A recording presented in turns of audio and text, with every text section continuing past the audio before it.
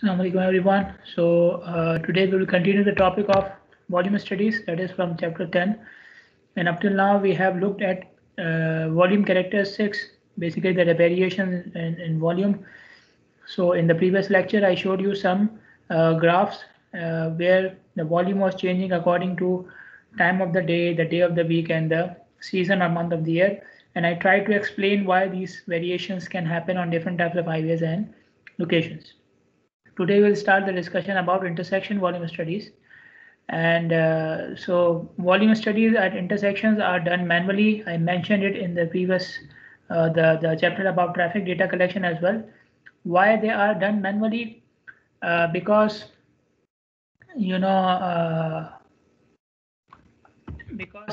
you use sensors or detectors, then you cannot know the movement of the vehicle on intersection. Each vehicle may be going in a different movement. Some may be taking a left turn, right turn, U-turn, straight, and so on. So if you are putting a sensor can tell you the vehicle has passed. Okay, the vehicle has gone over the sensor, but it will not tell you where it is going. Okay, so in that case you need an observer who can exactly see and know the movement of the vehicle. Now when you are, so that's why we do it manually. Okay, because sensors cannot mention or determine the direction exactly. So when you are doing it manually, there are some points which you have to keep in mind. The first point is the position of the observer. Okay, since observer has to know where the vehicle is going, what is the movement of the vehicle, so his line of sight towards the movement should be clear. Okay, so for example, you assign an observer to note down the vehicles which are, or count the vehicles which are turning left. Okay, but you put him on the right hand side of the road. Okay, so between him and the lane for the left turning, there may be 2 or 3 lanes between. There may be 2 or 3 lanes there. So if a big truck passes or a bus passes, his line of sight will be blocked. So during that time when the bus is passing, from that left turning lane, maybe 5 vehicles have passed, so he cannot see them. So if you want the observer to count the left turning vehicles, then you should position him at the median.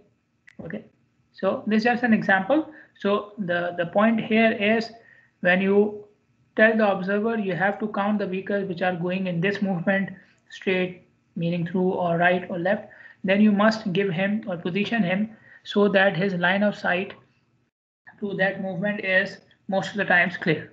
Okay, obviously he may have some problems from time to time, but most of the times should be clear. The volumes at intersections are counted when the vehicle departs the intersection, meaning when the vehicle crosses a stop line. When the vehicle crosses a stop line, we said that it has departed or left the intersection, because now it will not or it should not stop. Okay, so why do we do that? First of all, it is very convenient because the stop line is fixed. You can and it is near the signal, so, or it is near the intersection, so the speed of the vehicle is less, and it is a fixed point, and it is marked clearly on the ground, so you know when to count the vehicle. Secondly, it is for accuracy as well, because when then you know where the vehicle is going exactly. Most of the times, or sometimes, most of the times, for our case, sometimes for maybe other countries and other drivers, we keep on changing our lanes, and we keep on making up our mind where to go until we reach the stop line. You will see people changing their lanes and giving indicators to go right turn while they are in the left lane. Even if they are just maybe 10 feet away from the stop line. Okay, so when the vehicle crosses the stop line, now you know that this vehicle now is headed straight, or this vehicle is now taking a left turn or right turn. Okay, so it becomes easier for you, and it's your observation will be accurate then. Okay, so this is why we take the departing volume, because it is convenient and it is accurate in terms of movement. Now if you have there are different movements on the intersection. Some of those movements will be very heavy as compared to other movements. Okay, some of them will have more volume as compared to the movements. For example, if you are taking the signal which is between near the Ramli Mall. Near the Ramli Mall, so you have people going from Sheikh Sheikh Zayed Highway towards the main highway towards Salmabad, that movement is heavy. If you consider the people who are taking the left turn towards Ali, that movement is less. Okay. So if you have an inexperienced observer, an observer who is new to the job or who does not have any skill, someone like you and me, someone like you and me, don't give him more than one major movement. What is major movement? The movement which has more volume. That is what we call as major movement. So do not give him more than one major movement. That means you can give one observer more than one movement as well. You can tell him you have to count the vehicles which are going here and there, okay, or there and there, whatever. But if it is an inexperienced observer, don't give him more than one major movement, because he will be too busy with that one movement. And if you give him more than one, because that movement has more volume, so the cars will be passing very frequently. So if you give him more than one movement and one of them is a major movement, then obviously he will make too many mistakes. Okay, he will become nervous or stressed and so on. He will make too many mistakes. If it is an experienced observer, he has the skill and the experience to manage the situation. Okay, how to deal with when too many vehicles are passing in different directions simultaneously. He has a skill to do that. He has experience to do that. Okay, so if an experienced observer, give him one major movement or two minor movements simultaneously. Two minor movements simultaneously. So you tell him, okay, this is a minor road. Again, taking the example of the signal near Ramni Mall. So people who are coming from Ali, so that whole road is a minor movement. Okay, so you can tell him, okay, count the vehicles which are going straight as well as right. Okay, because there are not too many vehicles. Okay, I'm just comparatively. Okay, you may think about any other signal in your location, but I think Ramli Mall is a known location. That's why I'm giving the example. There are other signals, but you will not know the location. So you can give him two minor movements, because you know in both these movements the number of vehicles will be very less. Okay, so he will have sufficient time to count both the movements. Okay, there's another approach which you can adopt, and it may require you to have more observer, which is to assign one observer for each lane. If you remember, we did an example in the traffic data collection chapter, where we had two observers and 4 lanes, and those two observers were counting each lane at a time alternatively. Okay, so there was count for lane 1, then the other lane was empty, then the count for lane 2, and the first lane was empty, and so on and so forth. Like the count was empty. So what is the benefit of doing it like this? Because from one lane you will have one vehicle passing at a time. So your job, or the observer's job, will become easier. Okay, so you can, if you feel that there is a multi-lane approach and the volume is very high, you can adopt this approach where you put one observer for each lane. So the observer's job will become easier, the count will become more accurate, because he is not counting anything simultaneously. Okay, now that means if you have like 3 lanes in each direction, so and a 4 side signal, you may need 10 or 12 or more observers. Okay, so to reduce the number of observers, you can ask them to have short breaks and then do the alternating count for the other lanes. Okay, you can alternate them in different lanes, like we saw it in that example which I was referring to. So for example, you tell him, okay, do this lane which is for going straight for the first 15 minutes, then take a short break, and then after the break you do the second lane which is taking the right turn. Okay, and then you can fill up the values like we discussed. I think it was one of the topics of the exam as well, so you must remember it by this time. So you have some gaps in the counting period, and you can fill up the gap like we did in that example. Okay, so this will mean what? You can have 4 lanes and you can manage it with 2 or 3 observers. Okay, so the number of observers will reduce. Okay, and why do we need short breaks? I think we again discussed it at that time, that the breaks are necessary when you are counting manually, because the observers, they will tire, they will need a drink of water, they need to change their papers and pen and whatever. Okay, so they need the breaks. Okay, now after the break you can shift them to some other lane, so that you need less number of observers and you can cover more lanes with less number of observers. Now I told you we count departure volume. We count departure volume, the number of vehicles leaving the intersection. Departure volume may be a good measure of demand of the highway if the demand is less than capacity. If the demand is less in capacity, then no problem. Departure volume, this is the demand of the highway. Okay, but if demand is more than capacity, now we know what happens when demand is more than capacity.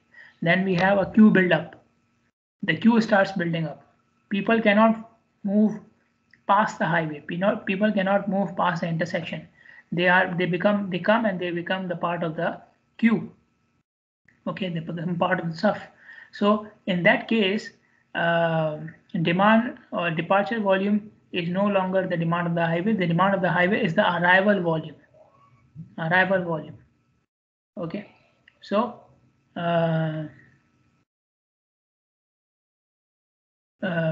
the people who are coming towards the highway, not the highway, the intersection, the people who are coming towards the intersection, they are the actual demand. Some of them are able to leave and some of them are stuck in the queue, but when they come, they are part of the demand. Okay, now if it was a highway, then we can easily find out if the demand is over capacity or not from the queue. If there's a queue, demand is over capacity. There's no queue, demand is less than capacity, no problem. But if it's an intersection usually have short queues for some time interval. For example, if it's a signal, okay, so whenever the signal becomes red, it's a queue. Okay, so how do I know that the intersection volume is now above capacity? The demand has gone above capacity. So there are two indications given for different types of intersections. If it is a signalized intersection, then we have discussed the indication for the delay study as well. What was the indication? For oversaturated condition, if you remember, the car who has come in one red phase cannot pass in the next green phase. So he has to wait for more red phase to get his turn to pass the intersection. So you came, the signal was red, you joined the queue, the signal became green, you started to move, but before you could cross the stop line, the signal became red again and your whole life is ruined. Okay, so that is the queue buildup condition, unstable condition, meaning the demand exceeds capacity. Okay, so just have a watch at the cars, and if you feel the car when it has come to the intersection and it could not cross in the next green phase, that is queue buildup condition, demand more than capacity. If it is unsignalized, then there is no red or green phase, then you have to count the number of vehicles in the queue at different time intervals. Okay, few times, maybe 3-4 times. And if you feel every time your count is increasing, that is a queue buildup case. Okay, so this is simpler, I think. So you count the number of vehicles now, and then after 20 seconds, then after 20 seconds. So you do it like for 2-3 minutes, and you feel that in most of your counts, the number of vehicles are increasing from the previous count. So now it is 5, next count is 7, the next one is 10, the next one is 15, and so on. So that means it's a queue buildup case. Okay, so when you reach any of these conditions, then you should not consider departure volume, you should consider arrival volume as the measure of demand. Okay, now when you are taking arrival volume, people, so that means number of vehicles which are arriving, right? When they will arrive, they will come to the end of the queue. So let's say this line is the queue, existing queue. A new car come, it will reach here. Okay, so the queue is now to this car. Another car comes, the queue is now to this car. Okay, so you see the tail of the queue is extending backwards now. The tail of the queue, with every new car, the queue is going backwards. Okay, so your observation point is also going backward, right? Now you will observe the car which will come after that, and then you will observe the car which will come after that car, and so on. Okay, then at some point of time the queue will move as well. It will not completely go, but will move. So cars will move forward. So now this car, let's say this is the end of the queue now. This car was here. After the queue moved forward, this car is now here. So the end of the queue is here. So when the queue was not moving, it was extending backwards. And when the queue moved forward, then your observation point also moved forward. By your observation point, I mean the end of the queue, right? You are observing vehicles which are joining the queue. So your observation point is end of the queue. So your observation point is moving. You see, it was moving back now. In this case, when the new vehicles were coming, and then when the queue moved, it moved forward as well. So your observation point is not stable. The queue is moving, and your observation point is also moving. So this is a complicated case. If you try to observe the arrival vehicles directly in the queue, you will have to move forward and backward as well. It will be a good exercise or it will be dangerous and it will not be accurate. So what we do is we calculate arrival volume using departure volume. We have already said departure volume is more convenient and more accurate to observe. So we use departure volume to calculate arrival volume. So this is the equation for arrival volume. Volume arrived during time interval I equals volume departed during time interval I. So number of vehicles which have departed in the time interval plus number of vehicles in the queue at the end of time interval. So this is just one count at the end. Okay, I'm not moving forward or backward. Okay, whatever is the count when I finish the time interval, I will count the number of vehicles then, wherever they are, whatever their number.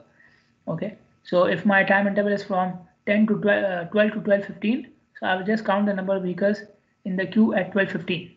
That's it. Okay, after 12:15 it moves forward or backward, I don't mind. Okay, it's not my concern. Similarly, then you need NQI-1 as well, meaning the number of vehicles in the queue in the previous at the end of previous time interval.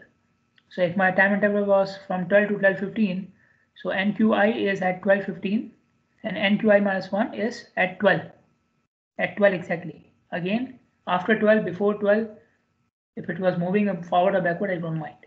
Okay, so this is how you calculate the arrival volume.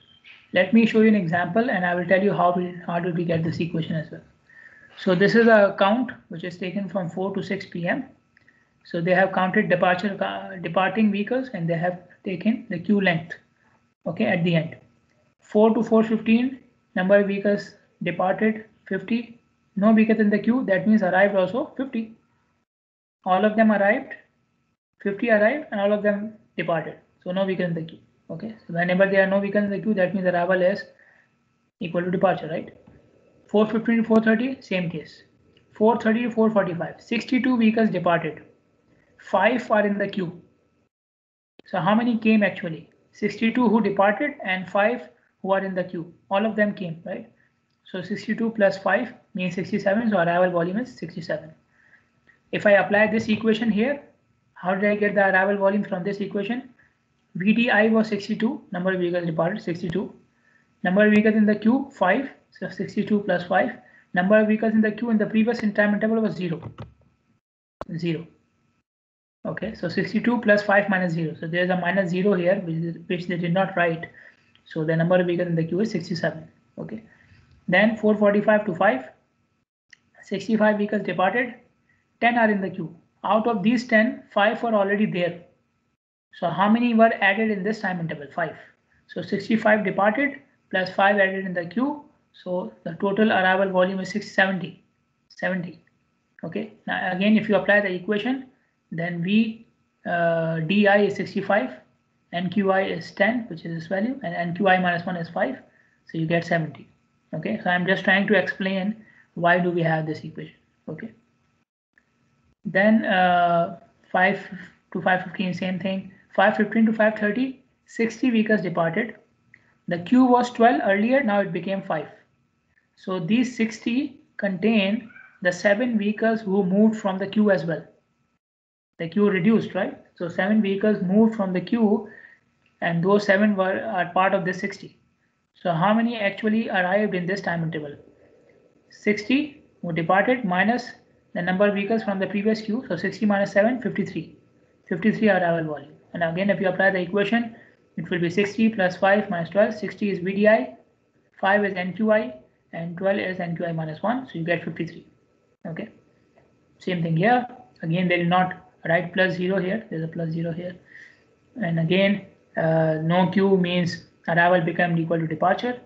Okay. And since there is no queue in the end, so total arrival volume and total departure volume are also equal. 469, 469. Okay. If there was a queue at the end, then these two values will not be equal, right? The total departure will not be equal to total arrival because arrival was more and some of them are still in the queue which did not depart. Okay. Then there are some, if you are, so up till now we have discussed general points for any type of intersection. Now we will discuss special considerations for signalized intersections. So if you have signalized intersection, then the good thing, the benefit is you can have one observer counting multiple movements which are happening in different times, different phase of the signal. Okay, so when the signal is green, there's a movement which is happening. So the observer will record that movement. The signal is green now. After the signal becomes red for this movement, some other movement has started. The same observer can record that movement as well. So you need less number of observers.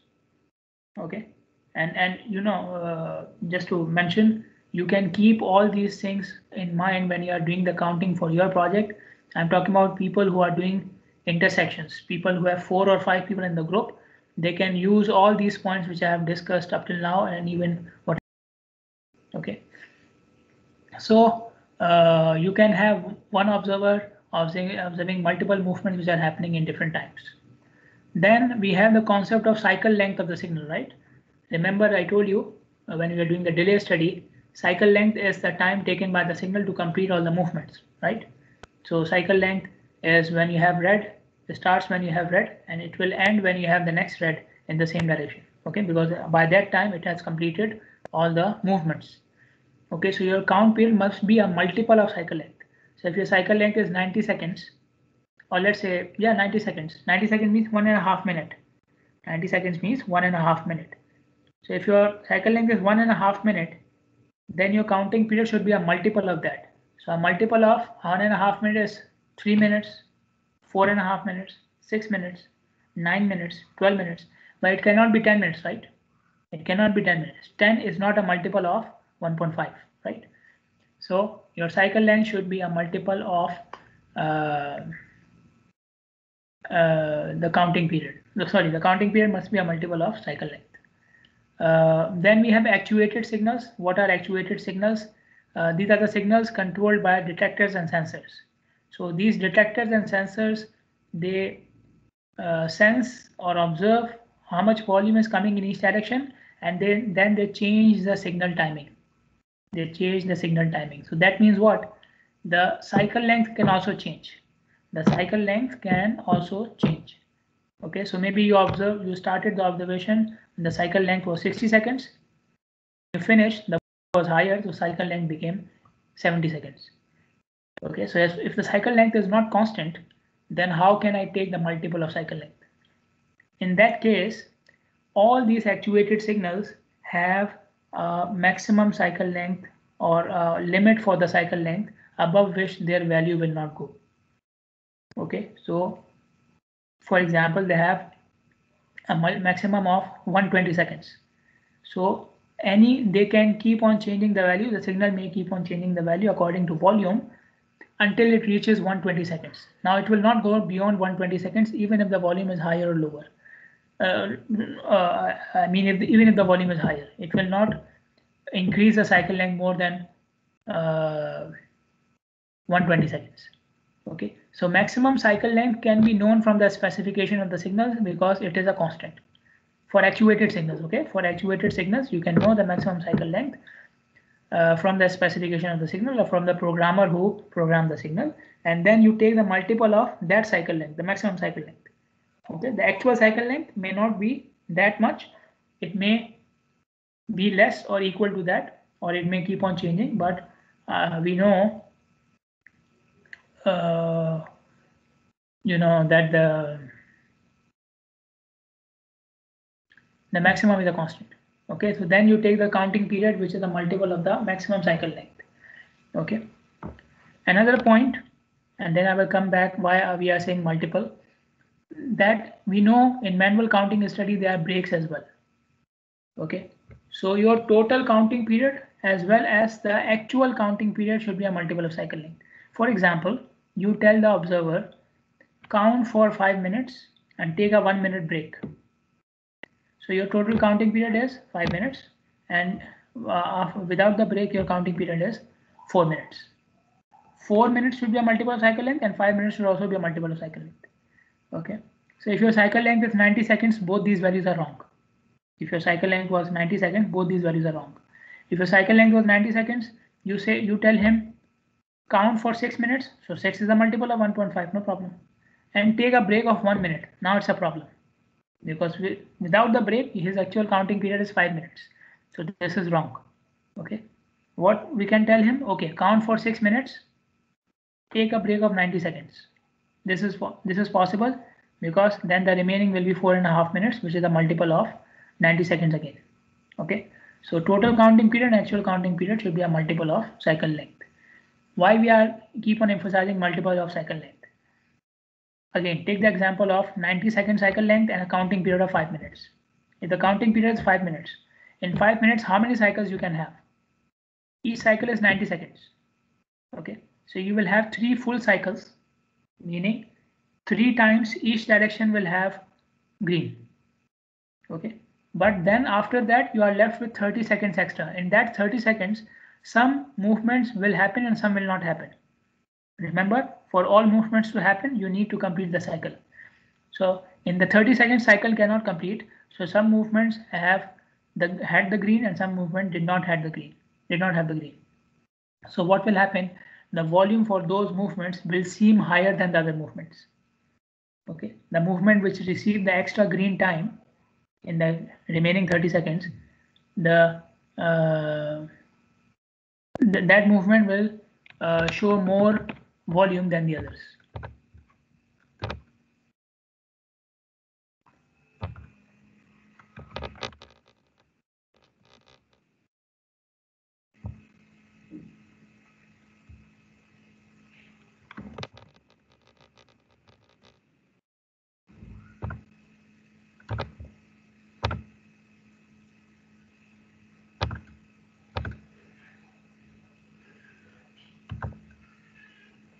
Okay,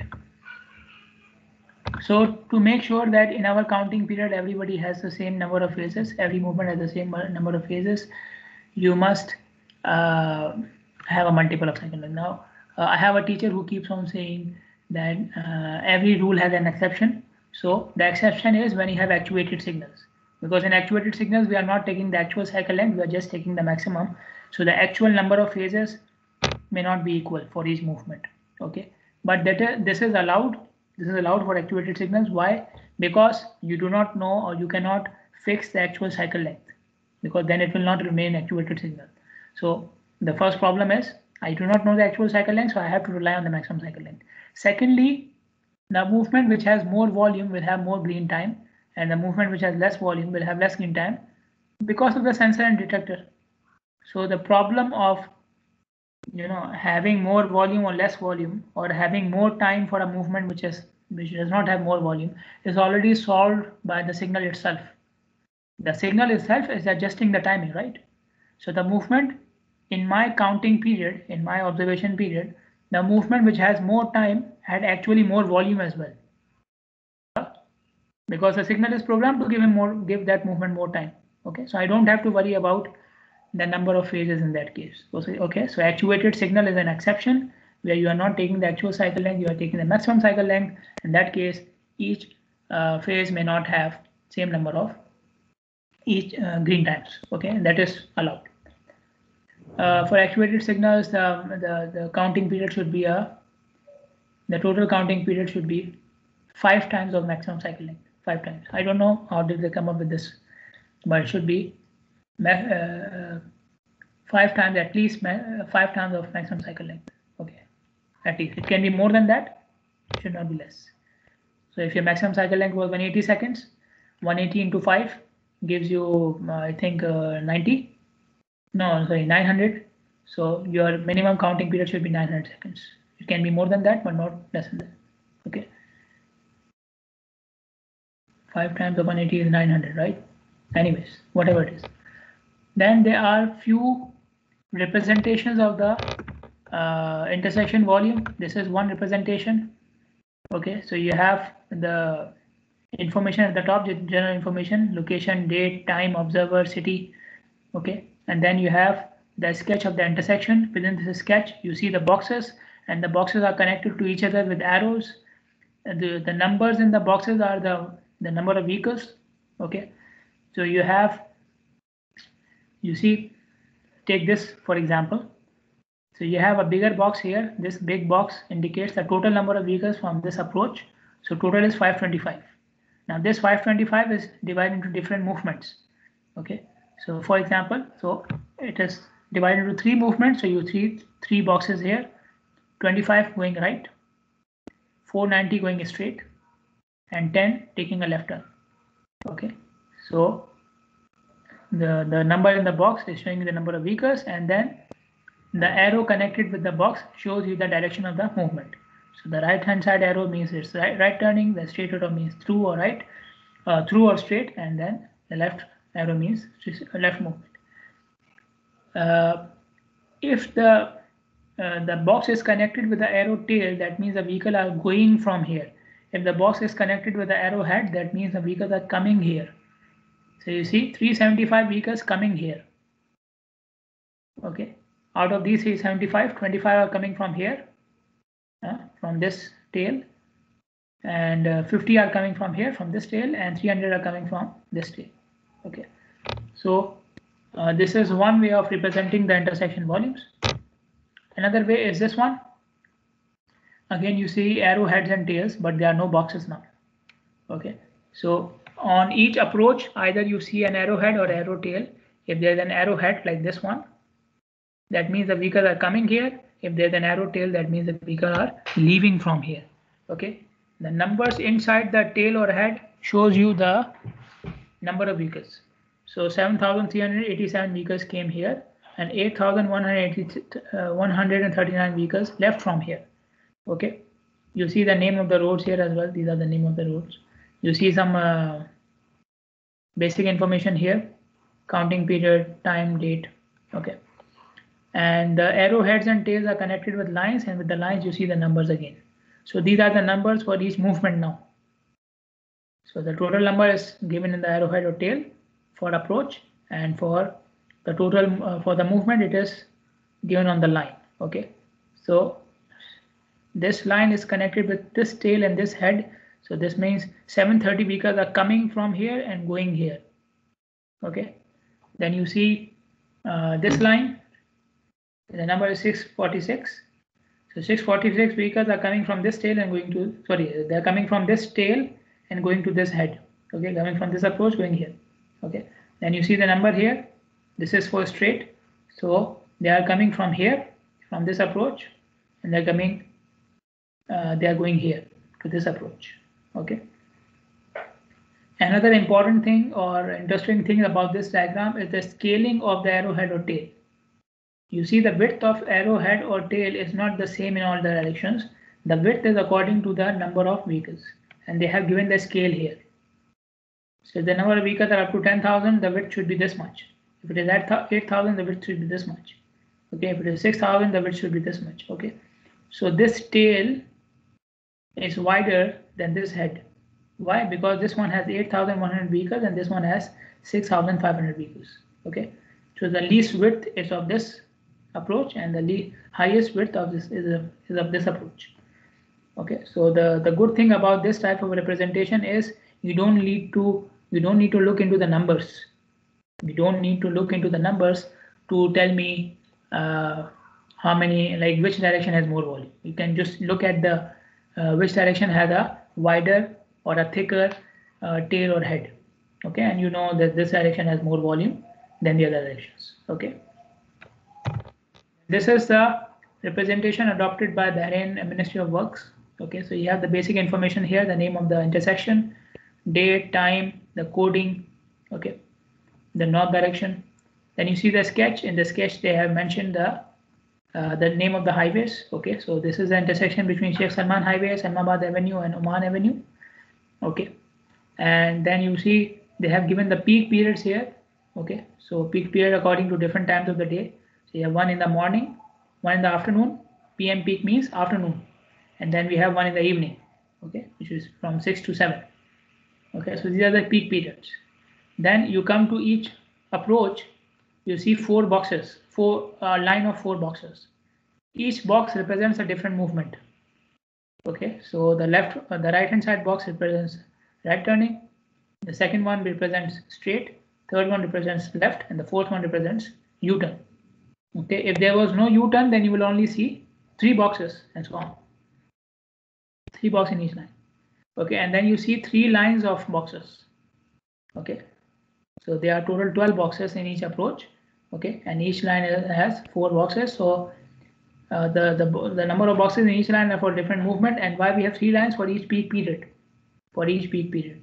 Okay, so the blue one is for AM peak, the pink one is for PM peak, and the green one is for evening peak. Okay, so 0 vehicles made a U-turn in the AM peak from this direction. 288 vehicles made the left turn in the AM peak, which is from 6:30 to 7:30 AM. Okay, and so on. So this is how they represent. Okay, so they do not give the total volume here. They do not give the total volume here. Then we have limited network study. What is the limited network study? First of all, up till now, we have discussed how to count the volume for highway segments and how to count it on intersections. But these are single locations, one location at a time. You may have a limited network study where you are doing the counting on the whole network of roads. Okay, and limited network means that network of roads is affected by a traffic generator, or in other words, an activity center. Okay, what is a traffic generator or an activity center? A facility which attracts the trips or a large number of trips towards it, which attracts a large number of users or travelers towards it. For example, an airport. An airport is a traffic generator and activity center. A large number of trips are generated towards it. Sports facilities, clubs, gymnasiums, stadiums. Okay, football stadiums, like shopping malls, very common. Yes. Alhamdulillah, even during the COVID period, you don't have any effect, right? So these are all activity centers or traffic generators. Okay, hospitals can be another example, which is not written here. So okay, so they attract travelers towards them. They attract a lot of traffic. Okay, so if you want to see the effect of these traffic generators, then you will do a limited network study on the network of road affected by this traffic generator. For example, if you take the UOB campus, our campus, it is also a traffic generator and activity center. Okay, so I will be referring to this example again and again. So if you have a whole network of roads around this activity center. Okay, so you may have hundreds of segments and hundreds of intersections in that network. Now, if you try to count volume on all the segments and intersections manually, then you will need many observers, right? You already said even for one intersection, you may need like maybe 8 or 10 observers or something like that. Okay, in your case, for your project, you can do the alternating count, for alternating movements. And I already told you to get the T intersection, so you don't have to. So your problem is now less complicated. You have only 3 approaches. Okay, I'm talking about the groups which are 4 and 5. Okay, 4 and 5 members. So, but even with that, you will have, so imagine if you need 4, 5, or 6 observers at one location, how many you would need on hundreds of locations. Okay, it would like you have to employ half a bearing. Now you would say, why don't we put sensor there? You have to employ the same number of sensors then. It will be hundreds of sensors. It will be very expensive. You will be empty-handed in the end. So we apply some sampling. Sampling meaning we will take the full count on very few locations, and for the remaining locations on the network, we will take a sample of the count. Sample meaning, for example, I need a 12-hour count on all the locations. So I will take 12-hour counts on very few locations. On the remaining locations, I will take maybe 1 or 2 hours of count. Okay, so I'm taking a sample of data from most of the locations, not the full data. So I will need less people and less time. Okay, then now you have to convert this sample of the data into the full count, right? So for that, we will do some calculations and statistical manipulation. Okay, meaning statistical manipulation, meaning we will apply some calculations to it to convert the sample count into the full count. Okay, and I will show you later on in the next class with an example. Okay, when you are doing the sampling, okay, sampling, you can take the entire network, or you can make different portions in the network. So you have the whole network. Okay, you say, okay, I will divide my network into 3 parts. Okay, and each part will have its own sample.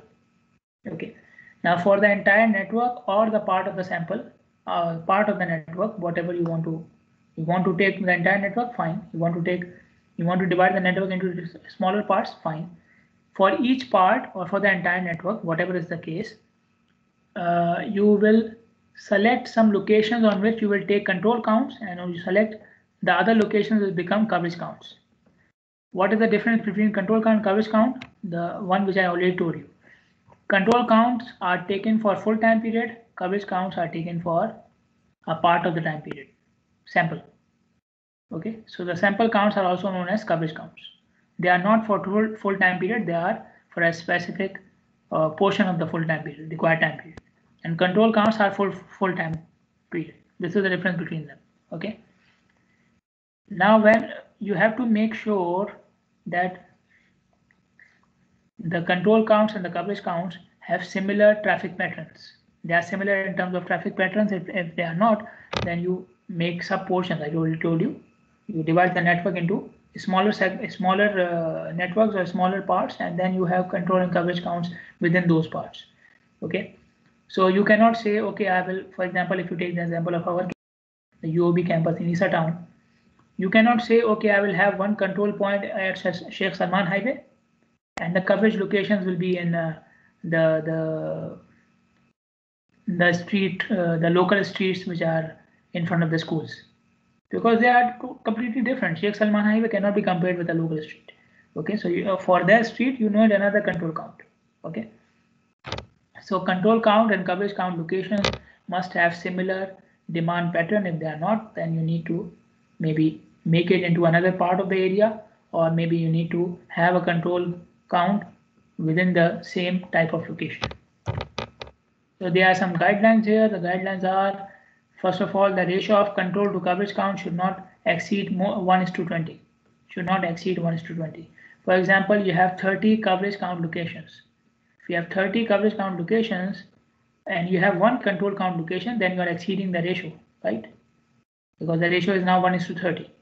But if I add one more control count location, so the ratio will become 2:30, meaning 1:15. So now you are in the range.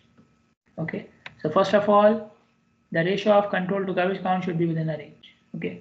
Secondly, for each type of highway, so you have a whole network of highways, and we have already studied highways are classified into different types. You have local streets, collectors, and arterials.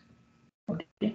And the demand, the traffic pattern on a local street cannot be the same as an arterial. I already gave the example of Sheikh Salman Highway and the local street in front of the school. Okay, so for each type of highway, you must have a control count location. For each type of highway, you must have a control count location. So for our case, we have Istiqlal Highway, 16 December Highway, which is the collector. Then we have local streets within or within the school area, and then we have Sheikh Salman Highway, which is the arterial. Okay, so on each type of highway, you will have one control point. So one control point for the whole area will not work here. Okay. Then in your network, you may have portions of land, portions of the area which are for different land uses. What is the land use? The activity which is happening beside the highway. The activity which is happening beside the highway. That is the land use of the area. So in our case, what is the land use of this area near the campus? Education. Okay, so you don't have to make multiple control points because of the land use. Okay, all are in the same land use. Okay, so different control points for the land use are not required. But for example, you are doing the limited network study for Ramli Mall. Okay, so in front of the Ramli Mall, you have the Ali area, which is commercial. Behind Ramli Mall, you have the Salmabad area, which is residential. Okay, so you need one control point in that area and one control point for the Ali area, right? You cannot say, okay, we'll have one control point, because residential areas do not have the same demand pattern or traffic pattern as a commercial area. Commercial areas may have more trucks. Residential areas will have more cars. So they are not similar. So you need different control points. Okay. Then all coverage and control points should be taken at mid blocks. What is a block? The segment of the road between two intersections is known as mid block. Known as a block. So mid block means all counts should be taken in the segment, not at the intersection. All counts, control or coverage, must be taken in the segment, within the segment, not at the intersection. So there are no counts taken at the intersection. Why? Two reasons. First of all, intersection count is more complicated than segments. Okay, so we want to make our lives easier. We will do a count at the, we will not do a count at the intersection. So we'll make our lives easier. Secondly, at the intersection, vehicles are turning. Okay, so you do not know whether they are going out of your area or coming inside the area. Okay, so this is the point. Then each link should be counted. Link again means the block, the segment. So if you have 100 segments in your network, all segments must have a control count or a coverage count. All segments must have a control count or a coverage count. Okay, so if you have 100 links, all those 100 links must be, some of them should be control counts and the remaining all of them should be coverage counts. There should be no link or no segment in your network which is not a control count or a coverage count. It is not possible. Okay, it is not allowed. Now your client may say we are taking the counts at mid blocks, at segments. Your client may say I need the count at the intersection as well. Then what should you do? Should you change your plan? No, no need. This is the intersection. It has 4 approaches, right? And if you are taking the count at each link, that means you have taken the count at all the 4 approaches, on all the 4 approaches. So if somebody asks me what is the volume at the intersection, it is, I already have it from each direction. Okay, so just make the sketch of the intersection and then show the count coming from each direction, from each block or from each segment. That's it. Okay, so if you have covered all the links, if you have covered all the segments, then you don't have to worry about the intersection separately. You don't have to count that in the intersection separately. The count is already there. Okay, just have to make it. I was saying this was the example I was referring to. This is our campus. We have Sheikh Salman Highway, Saklal Highway, 16 December Highway, then the local streets. Okay, I think I've explained this. Okay, I've already referred to it. This is an example from the book. We will solve it in the next lecture, which will be on Sunday. Okay, I've already announced in Teams. No lecture for traffic on Thursday. So you see, this is I think this is a part of a limited network, not the whole network, because we have 1 control point and 6 coverage points. Okay, so 1 control points means what? All these links are same type of highway, same land use. Okay, which is not the case for the entire network usually. So I think it is a part of a network. Okay, so point A is a control.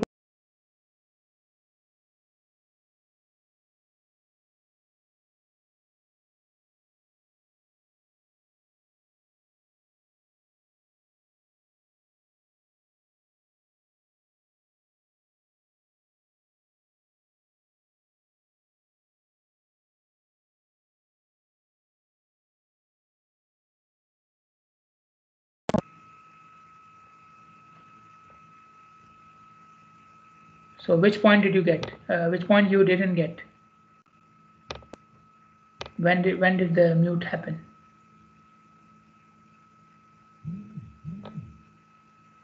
The last thing I said was what? Control 1 control.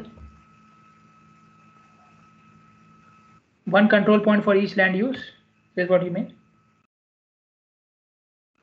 So this happened when I was showing you the last figure, right? The last figure.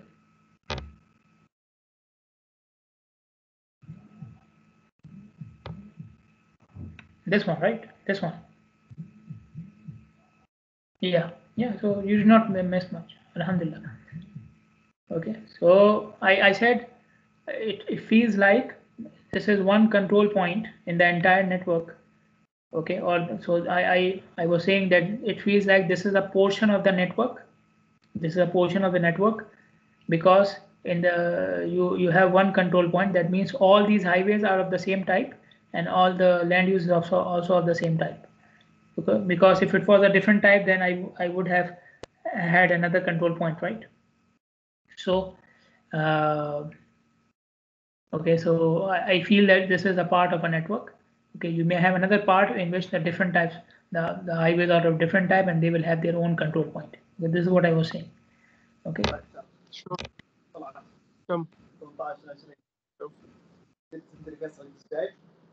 Okay, so you did not miss much. No problem. No problem. Okay, I'm taking the attendance now. Dua Rabi.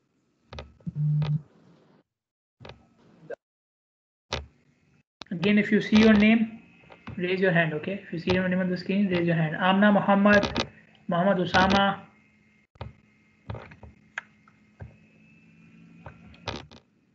Okay, Amal is there. Amna is there. No. Okay, Amal is here. Muhammad Noman. Okay, Amna is here as well. Muhammad Noman.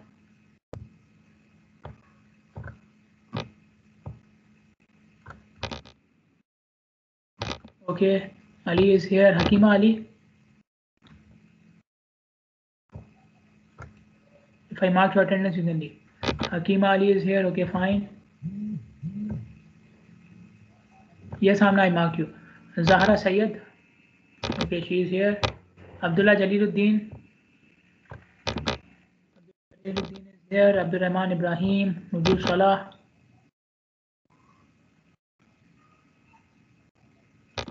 Okay.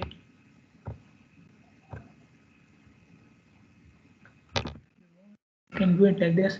Nadine is here. Zahra Riyad is here. Okay. So Zahra Riyad.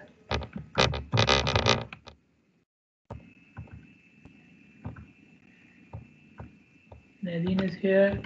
Okay, who else? Abu Bakr is here. Okay. Who else? Raise your hands. Zainab is here. Okay. Isra is here. Okay, who else? Hamad is here.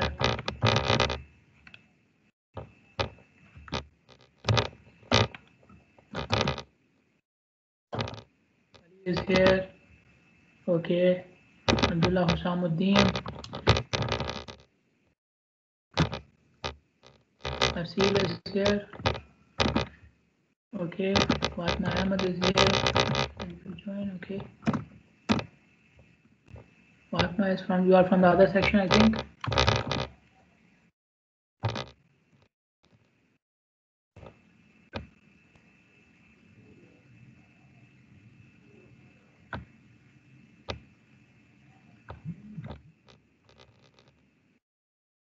Okay, Fatma is here. Who else? Elizabeth.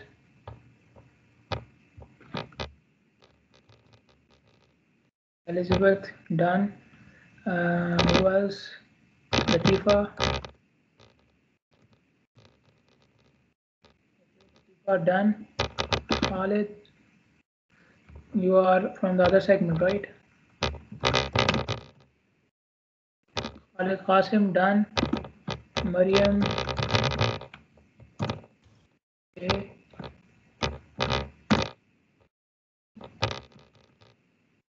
Okay, Maryam, done. Masht, Bashar, Ibrahim. If I mark your attendance, leave. Okay, if I mark your attendance, leave. Muhammad Khalid. Muhammad Khalid, done. Zainab Abdul Al.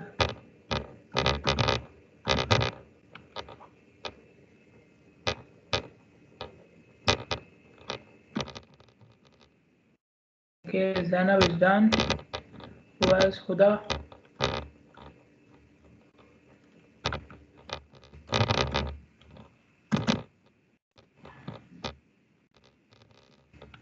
Okay, Huda, done. Ahmad Amin.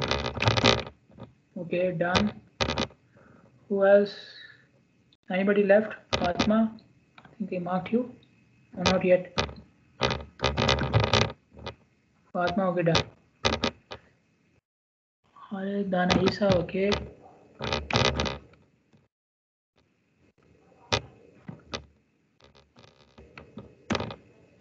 Okay, Dana Isa, done.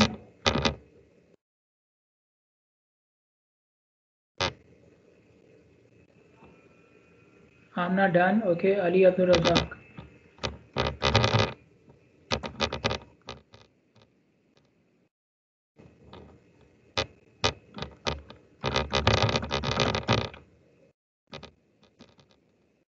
Okay, Ali Abdul Razak, done. Anybody else? Anybody else? Sarah, okay.